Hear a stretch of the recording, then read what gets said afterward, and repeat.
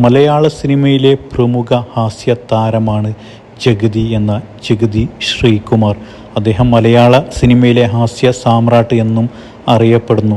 ജഗതിയെക്കുറിച്ചൊരു സങ്കടകരമായ വാർത്തയാണ് ഞാൻ പങ്കുവെക്കാൻ പോകുന്നത്.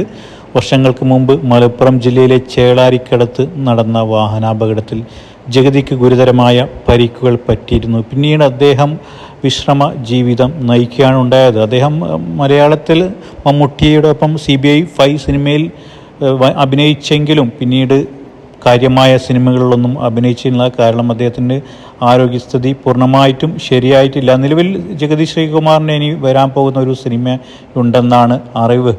എന്നിരുന്നാലും ജഗതിയെ പോലെ അഭിനയിക്കുന്ന അദ്ദേഹത്തിൻ്റെ കണ്ണുകൾ പോലും അഭിനയിക്കുമെന്നാണ് അറിയപ്പെടുന്നത്. ജഗതിയെപ്പോലെ മലയാള സിനിമയിൽ ഒരുപാട് ഹാസ്യതാരങ്ങൾ വന്നു പോയിട്ടുണ്ടെങ്കിലും ജഗതിയോടൊപ്പം എത്താൻ ആർക്കും സാധിക്കും. അസുഖമെല്ലാം ഭേദമായി എത്രയും പെട്ടെന്ന് സിനിമയിലോട്ട് തിരിച്ചു വരട്ടെ എന്ന് നമ്മൾ